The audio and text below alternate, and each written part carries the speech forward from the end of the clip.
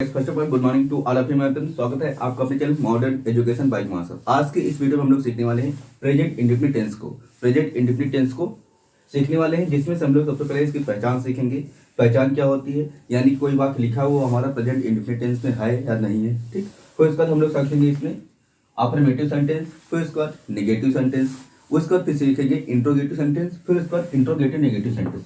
Total 4 प्रकार के tense होते हैं, तो चारों हम लोग सीखने वाले हैं। ठीक, 4 प्रकार के सेंटेंस होते हैं, तो वो सेंटेंस हम लोग सीखने वाले हैं। ठीक, तो शुरू करते हैं वीडियो को। सबसे पहले देख सकते हैं यहाँ पे लिखा है हमने पास्ट इंडेफिनिट टेंस। और पास्ट इंडेफिनिट टेंस की जो पहचान होती है वो होती है जिन वाक्यों के अंत में ता था, ती थी, ते थे, आ या ई आदि शब्द आते हैं। ठीक, यानी कि जब कोई भी वाक्य अगर लिखा है उसके लास्ट में अगर ये अंक मिलेंगे तो इसको हम लोग बोलेंगे कि वो हमारा पास्ट इंडेफिनिट टेंस है। एग्जाम्पल की हम लोग समझ लेते हैं, मैंने एक गाना गाया।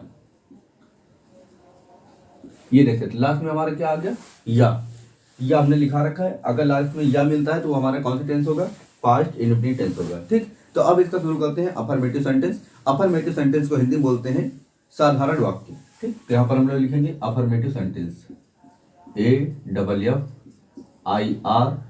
AFFIRMATIVE affirmative sentence, SENTENCES affirmative sentence.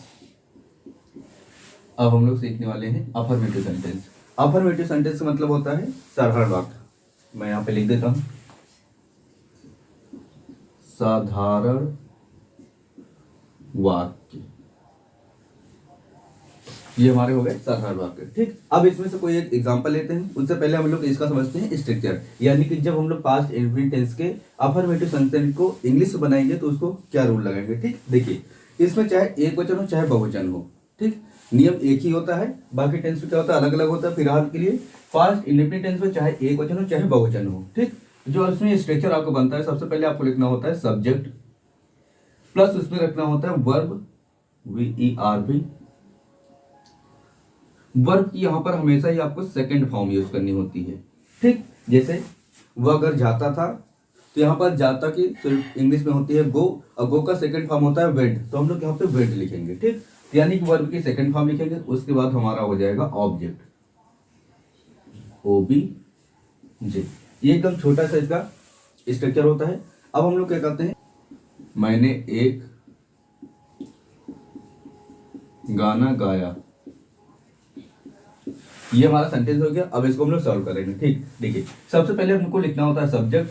अब सब्जेक्ट क्या होता है, सब्जेक्ट हमने आपको बता रखा है। सब्जेक्ट को हिंदी में बोलते हैं कर्ता। ठीक, और ये लिख लीजिए यहाँ पर, चाहे एक वचन हो चाहे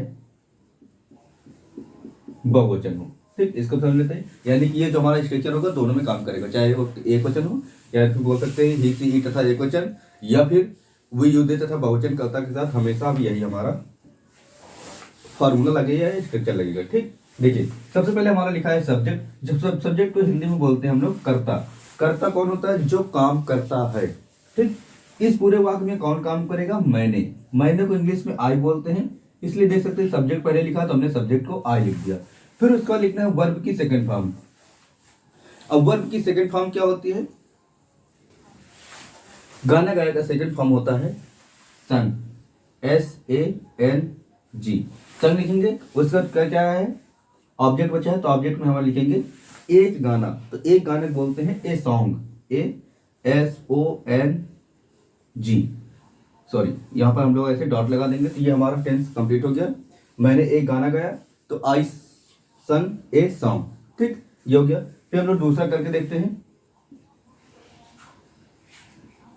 राम घर जाता था।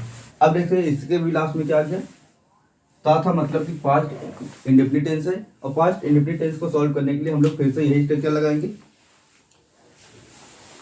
क्या लिखेंगे, सबसे पहले हमको लिखना होता है सब्जेक्ट। सब्जेक्ट यहाँ पर लिखा है राम, तो राम की इंग्लिश क्या होती है, RAM। हमने यहाँ पे राम राइट किया, और राम लिखने के बाद उसका लिखना होता है वर्ब की सेकंड फॉर्म। वर्ब क्या होता है, जो काम होता है या होता था, यानी कि पास्ट टेंस है तो इसमें जो भी बातें की जाती है काम पहले हो चुका होता है, उसी की बात की जाती है। तो यहाँ पर ता था, मतलब जाता, जाता का शुद्ध फॉर्म होता है गो, और गो का सेकंड फॉर्म होता है वेंट। तो हम लोग यहाँ पे लिखेंगे वेंट, WENT, वेंट लिखेंगे। अब उसके बाद लिखा है घर, घर को इंग्लिश में हमने बता रखा है क्या होता है, होम होता है, तो उसके साथ लिखा दें टू होम, HOME। ये हमारा टेंस हो गया अफर्मेटिव सेंटेंस पे। देखिए फिर से हम लोग समझ लेते हैं, पास्ट इंडेफिनिट टेंस की पहचान क्या होती है, जिन वाक्यों के अंत में ता था, ती थी, ते थे, आ या ई आठ शब्द आते हैं, तो ये टेंस हमारा क्या होता है, प्रेजेंट इंडेफिनिट टेंस कहलाता है। एग्जांपल के लिए मैंने बता रखा था, मैंने एक गाना गाया, उसका लिखा है अफर्मेटिव सेंटेंस। अफर्मेटिव सेंटेंस मतलब होता है साधारण वाक्य, कोई भी टेंस हो वहां पर अफर्मेटिव का मतलब होता है साधारण वाक्य। और उसके बाद जो सब्जेक्ट यानी जो इसका स्ट्रक्चर बनता है, सबसे पहले इसमें हमको सब्जेक्ट लिखना होता है, फिर इसमें वर्ब की सेकंड फॉर्म लिखनी होती है और ऑब्जेक्ट लिखना होता है। ठीक, ये जो स्ट्रक्चर होता है ये फर्स्ट फॉर्म और सेकंड फॉर्म दोनों के लिए होता है, यानी कि एक वचन करता है चाहे बहुवचन करता हो, दोनों के लिए काम करता है।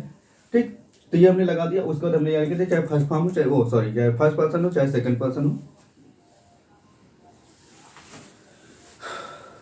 चाहे एक वचन हो चाहे बहुवचन हो, दोनों के लिए यही यूज होता है। उसके बाद यहाँ पे लिखा मैंने एग्जांपल, मैंने एक गाना गाया, फिर मैंने एक गाना गाया को कैसे हमने सॉल्व किया वो हमने बताया है। फिर इसका राम घर जाता है, राम घर जाता है को कैसे सॉल्व किया वो हमने बताया है। अब हम लोग इसके बात करते हैं नेगेटिव सेंटेंस पे।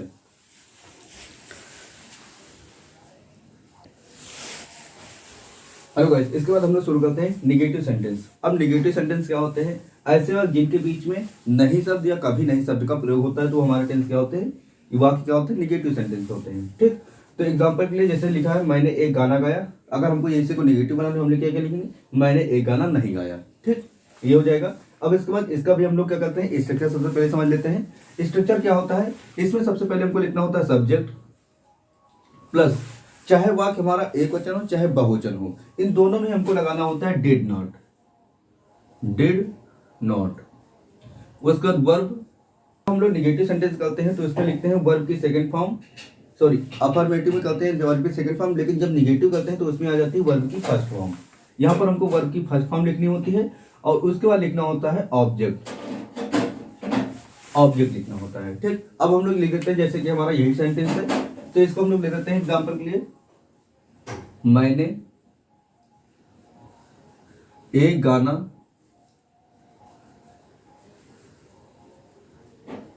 नहीं गाया, ये हो गया, मैंने एक गाना नहीं गाया। तो इसको इंग्लिश में कैसे करेंगे, सबसे पहले मैंने बता रखा चाहे एक वचन हो चाहे बहुवचन हो, दोनों में ही डिड नॉट लगाएंगे। ठीक, तो सबसे पहले हमको लिखना है सब्जेक्ट। अब सब्जेक्ट हमारा क्या होता है, सब्जेक्ट हमने पहले बता रखा है, सब्जेक्ट हमारा होता है जो स्टार्टिंग का शब्द होता है, इसको बोल सकते हैं। ज्यादातर केस में स्टार्टिंग में लिखा होता है, कभी कभी जैसे स्टार्टिंग में अगर नहीं मिल रहा है तो आप पूरे वाक्य को पढ़ेंगे और पढ़ने के बाद सोचेंगे कि इसमें कौन सा ऐसा वाक्य है जो इस वाक्य में काम करेगा। तो हमारा यही शब्द है, जैसे मैंने काम करेगा, तो हम लोग यहाँ पे मैंने को लिखेंगे आई, आई लिखने के बाद हम लोग क्या लिखेंगे, डिड नॉट, क्योंकि हमारा नहीं लगा हुआ है, डिड नॉट, हमने डिड नॉट लिखा। और डिड नॉट लिखने के बाद यहाँ पर लिखा है वर्ब की फर्स्ट फॉर्म। अब वर्ब की फर्स्ट फॉर्म क्या होती है, वर्ब क्या होता है, सबसे पहले हमको यह जानना हो चाहिए। वर्ब हमेशा ही याद रखें जो काम होगा, जैसे कि इसमें हो गया है ना, तो इसमें कौन से काम, गाना गाना, गाना गाना इसमें हमारा क्या था, वर्ब था। अब तो गाना गाना को इंग्लिश में हम लोग बोलते हैं सिंग, SING, सिंग लिखेंगे। और उसका ऑब्जेक्ट क्या होता है, ऑब्जेक्ट हमारा ये है एक गाना, तो एक गाना को लिखेंगे ए सॉन्ग, SONG। ये हमारा टेंस हो गया कंप्लीट। ठीक, अब एक और एग्जांपल समझते हैं। दूसरा मैं लिखता हूं, जैसे राम घर नहीं जाता था, राम घर नहीं जाता था। अब जैसे राम घर नहीं जाता था, तो इसके लिए भी कैसे सॉल्व करेंगे, सबसे पहले हमको लिखना होता है सब्जेक्ट, और सब्जेक्ट के लिए मैंने बता ही रखा है, सबसे पहले हमको लिखना होता है सब्जेक्ट क्या है, राम है, तो राम को इंग्लिश में क्या बोलते हैं, RAM, राम की मीनिंग होती है। उसके बाद हमको लिखना है डिड नॉट, क्योंकि वाक्य में नहीं लगा हुआ है, तो हमने यहाँ पे डिड नॉट लगा देना है, डिड नॉट हो गया। और इसका लिखना है वर्ब की फर्स्ट फॉर्म। वर्ब क्या है, इसमें है जाता, जाता का शुद्ध फॉर्म में बोलते हैं जाना, और जाना को इंग्लिश में बोलते हैं गो। क्योंकि यहाँ पर हमको फर्स्ट फॉर्म लगानी है, इसलिए यहाँ पर सीधा वो लिख देंगे। अगर यहाँ पे हमारा डिड नॉट यानी निगेटिव सेंटेंस नहीं होता तो क्या लिखते हैं, वेंट लिखते हैं, क्योंकि वो सेकंड फॉर्म लिखनी होती है। वो इसका कहाँ जाएगा, तो घर जाएगा, तो इसके लिए लगा देंगे टू होम, HOME, और ये हमने नोट कर दिया। इस तरीके से हम लोग निगेटिव सेंटेंस को भी सॉल्व कर सकते हैं। सबसे पहले कोई भी निगेटिव सेंटेंस पहचान क्या होती है, उसके वाक्य में कहीं पर भी नहीं या फिर नहीं, कभी नहीं शब्द लिखा हो तो हमारा टेंस क्या होता है, या सेंटेंस क्या होता है, निगेटिव सेंटेंस होता है। उसके बाद subject plus did not plus verb की फर्स्ट फॉर्म प्लस ऑब्जेक्ट, ये हमारा स्ट्रक्चर होता है। ये स्ट्रक्चर अगर हमको आ गया तो उसके बाद हमको कोई भी बड़े से बड़ा, छोटा छोटा, चाहे जितना छोटा मिले चाहे जितना बड़ा सेंटेंस मिल जाए, उसको हम लोग उसको अंग्रेजी में कन्वर्ट कर सकते हैं। ठीक, तो अब हम लोग सीखते हैं इंट्रोगेटिव सेंटेंस।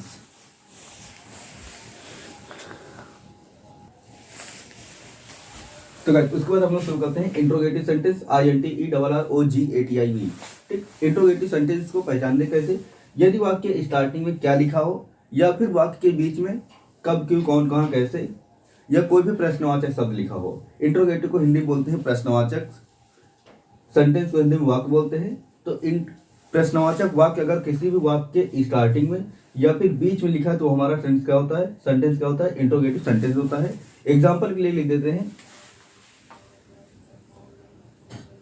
क्या तुमने खाना खाया, खाना खाया, और इसके साथ हमको लगाना होता है क्वेश्चन मार्क, क्योंकि ये बात एक प्रकार से पूछी गई है। आपको पता हो जब भी कोई बात पूछी जाती है तो उसके लास्ट में क्वेश्चन मार्क लगाया जाता है। तो ये हमारा एक प्रकार का इंट्रोगेटिव सेंटेंस है। एक दूसरा प्रकार बन सकता है जिसके बीच में कब, क्यों, कौन, कहाँ आता है। ठीक है, राम घर क्यों जाता है, राम घर क्यों जाता था, क्वेश्चन मार्क लगाना है क्योंकि हमको पास्ट इंडेफिनिट टेंस बनाना है। ठीक, तो ये दो प्रकार के बनते हैं, एक जिसके स्टार्टिंग में क्या लिखा होता है, दूसरा प्रकार बनता है जिसके बीच में कब, क्यों, कौन, कहाँ, कैसे आगे शब्द आते हैं, तो उसको भी हम लोग क्या बोलते हैं, इंट्रोगेटिव सेंटेंस ही बोलते हैं। ठीक, सबसे पहले इसका हम लोग स्ट्रक्चर समझ लेंगे। स्ट्रक्चर हम लोग ऐसा बनाएंगे कि ऊपर वाले में काम आए, नीचे वाले में काम आए। ठीक, तो स्ट्रक्चर जो इसका बनता है, सबसे पहले लिखना होता है क्वेश्चन वर्ड। ठीक, जो भी हमको क्वेश्चन वर्ड मिलता है वो क्वेश्चन वर्ड लिखते हैं। उसके बाद हमको लिखना होता है डिड, डिड लिख देना है। डिड के बाद हमको लिखना होता है सब्जेक्ट, सब्जेक्ट लिखेंगे। उसके बाद हम लोग लिखेंगे वर्ब। यहां पर वर्ब की हमेशा ही फर्स्ट फॉर्म यूज होती है। ठीक, केवल अफर्मेटिव सेंटेंस में आपको वर्ब की सेकंड फॉर्म लिखनी होती है।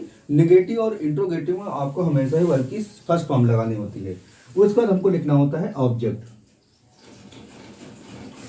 ऑब्जेक्ट हो गया। अब जैसे यही हमारा सेंटेंस है तो इसी को हम लोग सॉल्व करके देख लेते हैं। तो मैं यहाँ पर इसकी इंग्लिश लिख देता हूँ, यहाँ पर लिख देते हैं। सबसे पहले लिखा है क्या तुमने खाना खाया। देखिए यह एक लास्ट में लिखा या, इसका मतलब ये टेंस हमारा पास्ट इंडेफिनिट टेंस है। उसके बाद क्या को इंग्लिश में हम लोग क्या बोलते हैं, व्हाट। जब भी, लेकिन नियम क्या होता है, जब भी स्टार्टिंग में क्या आता है तो उस जगह पर हम लोग कभी भी क्या की अंग्रेजी नहीं लिखते हैं, बल्कि उसके स्थान पर हेल्पिंग वर्ब का प्रयोग किया जाता है। अब जैसे यहाँ पर, जैसे हमारा पहले सेंटेंस है तो इसके बीच में कहीं पर भी कोई भी एक क्वेश्चन वर्ड नहीं है। ठीक, तो हम लोग पहला क्वेश्चन वर्ड छोड़ देंगे। उसके बाद हमको लिखना है क्या, क्या है तो क्या की जगह पर हमको हमेशा हेल्पिंग वर्ड लिखनी होती है। तो उस केस में हम लोग लिखेंगे डिड, डिड लिख देंगे। और डिड के तुरंत बाद देख सकते हैं हमको क्या लिखना है, सब्जेक्ट। अब सब्जेक्ट क्या होता है, पूरे वाक्य में ऐसा कोई शब्द जो काम करेगा। जैसे ये, तो इसमें काम करा था, तो इसने कौन काम किया था, ये तुमने, ये शब्द करने काम किया था। तो तुमने को इंग्लिश में हम लोग बोलते हैं यू, YOU, यू लिख देंगे। अब उसको लिखना है वर्ब की फर्स्ट फॉर्म। वर्ब की फर्स्ट फॉर्म यानी कि वर्ब क्या होगा, खाना खाना। अब खाना खाना को हम लोग बोलते हैं ईट, EAT, ये हमारा ईट हो गया। अब उसका क्या लगाएंगे इसमें, ऑब्जेक्ट। ऑब्जेक्ट मतलब क्या, खाना, खाना खाना हमने लिख दिया ईट। अब उसका जो खाना है इसको इंग्लिश हम लोग बोलते हैं फूड, तो यहाँ पे लिख देंगे the food, FOOD। Food means भोजन होता है, खाना भी बोलते हैं कुछ लोग। ठीक, तो इस तरीके से हम लोग जिसके स्टार्टिंग में क्या लिखा होगा तो उसको सॉल्व कर सकते हैं। अब हम लोग समझते हैं जिसके बीच में कोई भी प्रश्नवाचक शब्द मिलता है तो उसको हम लोग कैसे सॉल्व करते हैं। ठीक, जैसे लिखा है राम घर जाता है, तो मैं यहाँ पर इसको भी लिख लेता हूँ। जैसे राम घर क्यों जाता है। ठीक, तो सबसे पहले लिखा है क्यों, ये हमारा एक प्रकार का क्वेश्चन वर्ड है। तो हमने बता रखा जब भी कोई क्वेश्चन वर्ड मिलेगा पूरे वाक्य में, तो इसकी अंग्रेजी हमेशा ही स्टार्टिंग में लिखनी होती है। तो यहाँ पर क्यों की इंग्लिश क्या होती है, वाई, WH वाई लिखेंगे। वाई लिखने के बाद हमको क्या लिखना है, डिड, क्योंकि यहाँ पर चाहे एक वचन हो चाहे बहुवचन हो, दोनों में हमको डिड लगाना होता है। ठीक, तो हम लोग यहाँ पे कर देंगे डिड। डिड हो गया। डिड के बाद हमको लगाना है सब्जेक्ट। अब सब्जेक्ट क्या होता है, सब्जेक्ट हमने पहले बता रखा है, जो काम करेगा। सब्जेक्ट कौन काम करेगा, इसमें राम काम करेगा, तो इसलिए हमने लिख दिया राम, RAM, राम लिख दिया। उसके बाद हमको लिखना है वर्ब की फर्स्ट फॉर्म। अब वर्ब की फर्स्ट फॉर्म क्या होती है, वर्ब हमने पहले बता रखा है, जो काम होगा। काम इस पे कौन सा हुआ था, जाना। जाना को इंग्लिश में हम लोग बोलते हैं गो, गो हो गया। उसके बाद हमको लिखना है ऑब्जेक्ट। ऑब्जेक्ट मतलब कहाँ जाएगा, ये घर जाएगा, तो टू होम, HOME। और यहाँ पर हमको क्वेश्चन मार्क लगाना है। ठीक, क्योंकि कोई भी इंट्रोगेटिव सेंटेंस होता है उसके लास्ट में हमको क्वेश्चन मार्क लगाना होता है, चाहे इंग्लिश में लिखा हो चाहे हिंदी में लिखा हो, हमको क्वेश्चन मार्क लगाना ही लगाना है। ठीक, तो इस तरीके से हम लोग इंट्रोगेटिव सेंटेंस समझ लेते हैं। अब इसके बाद बचता है इंट्रोगेटिव निगेटिव सेंटेंस, जो कि हमारा लास्ट पार्ट होता है सेंटेंस में।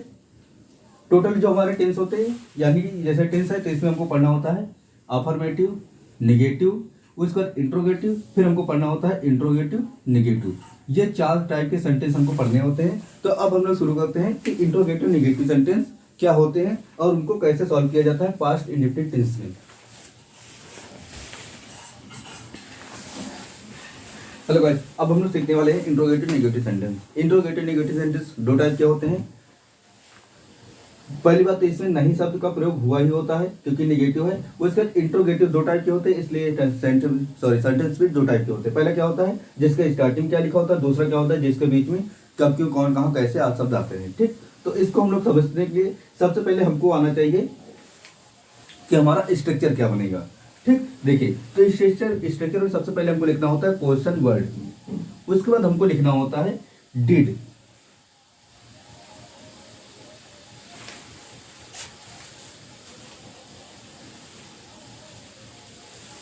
डिड के बाद हमको लिखना है सब्जेक्ट। उसके बाद हमको लगाना है नॉट। नॉट लिख देंगे। और नॉट के बाद हमको लिखना होता है वर्ब की फर्स्ट फॉर्म और प्लस उसमें लगाना होता है ऑब्जेक्ट। ऑब्जेक्ट लिखना होता है। ठीक, अब इसको हम लोग समझते हैं। जैसे लिखा है, क्या तुमने एक गाना नहीं गाया। ठीक, देखिए वाक्य एकदम छोटा सा है, सॉरी वाक्य थोड़ा बड़ा सा है। ठीक, फिर भी एकदम आसान है। आसान कैसे, क्योंकि हमको स्ट्रक्चर हमारा लिखा हुआ है। स्ट्रक्चर अगर हमको आता है तो हम लोग बड़े से बड़े सेंटेंस को सॉल्व कर सकते हैं। ठीक, जैसे देख सकते हैं इसमें अपना भी आ गया है, क्यों भी आ गया, नहीं भी आ गया है। ठीक, तो इसको भी सॉल्व करेंगे। सबसे पहले हम लोग समझते हैं फर्स्ट वाला। लिखा, क्या तुमने एक गाना नहीं गाया। ठीक, देखिए इसके स्टार्टिंग में क्या लगा है और बीच में कहीं पर भी कोई क्वेश्चन वर्ड नहीं आया है। तो इसके लिए हम लोग यहाँ पर शुरू करते हैं डिड से। डिड लिखेंगे और डिड के बाद सब्जेक्ट। सब्जेक्ट क्या है, तुमने। तुमने को इंग्लिश हम लोग बोलते हैं YOU। तुमने को यू बोलते हैं। उसके बाद लगाना है, नहीं लिखा है तो सब्जेक्ट के तुरंत बाद हमको लगा देना है नॉट। नॉट लिख दिया। उसके बाद वर्ब की फर्स्ट फॉर्म। अब हमारा वर्ब क्या होता है, वर्ब हमेशा ही हमको पता है गाना गाया। गाना, गाना को इंग्लिश में हम लोग बोलते हैं सिंग, SING, सिंग लिख देंगे। और उसके बाद ऑब्जेक्ट क्या बचता है हमारा, एक गाना। एक गाना को ए सॉन्ग बोल देंगे, SONG, और लगा देंगे अपना क्वेश्चन मार्क। ये हमारा पहला सेंटेंस कंप्लीट हो गया। Did you not sing a song. ठीक, क्या तुमने एक गाना नहीं गाया। ठीक, उसका अगला है हमारा, राम अपने घर क्यों नहीं जाता है। राम अपने घर क्यों नहीं जाता था। ठीक, तो इसको कैसे सॉल्व करेंगे। सबसे पहले हमने बता रखा था कोई क्वेश्चन वर्ड है तो क्वेश्चन वर्ड की इंग्लिश सबसे पहले लिखते हैं। तो क्यों है, तो यहाँ पर क्यों की इंग्लिश सबसे पहले लिखेंगे। यहाँ पर हो जाएगा वाई। वाई के तुरंत बाद हमको लिखना है, सॉरी ये रहा है, सबसे पहले हमारा क्वेश्चन वर्ड। उसके बाद हमको लगाना है डिड। डिड के तुरंत बाद हमको सब्जेक्ट लिखना होता है। अब सब्जेक्ट क्या होता है, सब्जेक्ट आपको पता है कि राम है हमारा सब्जेक्ट। हमने यहाँ पे लिखा राम। और राम के तुरंत बाद यानी सब्जेक्ट के तुरंत बाद हमको यहाँ पे नॉट लगाना है। तो यहाँ पे लिख देंगे नॉट। उसके बाद हमको लिखना है वर्ब की फर्स्ट फॉर्म। वर्ब क्या होता है, वर्ब आपको पता है जाता, शुद्ध फॉर्म जाना। जाना को इंग्लिश में गो बोलते हैं। और कहाँ जाता है, घर जाता है, तो उसके लिए लिख देंगे टू होम। इस तरीके से हम लोग दोनों प्रकार समझ गए और इस तरीके से आप लोग पास्ट इंडिपेंडेंट टेंस के सारे सेंटेंस कर सकते हैं, चाहे अफर्मेटिव हो, निगेटिव हो, इंट्रोगेटिव हो या निगेटिव इंट्रोगेटिव सेंटेंस हो। बस आपको स्ट्रक्चर आना चाहिए। स्ट्रक्चर आने का तो आप लोग पास्ट इंडिपेंडेंट टेंस के सारे टेंस कर पाओगे। ठीक, सॉरी यहाँ पर एक भी और चीज़ है, अपने घर। अब मैंने पहले इंडिकेट किया था लेकिन बाद में थोड़ा सा ले दिया, कोई दिक्कत नहीं। यहाँ पे हम लोग कर लेते हैं, लिखा है राम अपने घर क्यों नहीं जाता है। ठीक, तो जब भी कहे अपने घर, तो जब भी किसी व्यक्ति का नाम होता है, अगर वो नाम किसी लड़के का है यानी पुरुष का है, तो उस केस में अपना के लिए हम लोग लगाते हैं हिज लगाएंगे, हिज होम कर देंगे। ठीक, अगर यहीं पे कोई किसी लड़की का नाम होता है, ठीक, जैसे सीता अपने घर नहीं जाए क्यों नहीं जाती है, तो सीता होती है, तो उस केस में हम लोग लगाते हैं हर होम। ठीक, अपना की मैंने मीनिंग बता रखी है। हमेशा ही आई के साथ अपना के लिए लगाते हैं माई, यानी कि मैं मेरा काम करूँगा, तुम तुम्हारा काम करोगे, हम हमारा काम करेंगे, OUR। उसके बाद दे वे, उसके साथ अपना दियर, THEIR। उसके बाद वो ही के साथ हिज लिखते हैं, और सी के साथ हर लिखते हैं, HER। ये हमारी अपना की मीनिंग होती है जो आपको याद रखनी है। ठीक,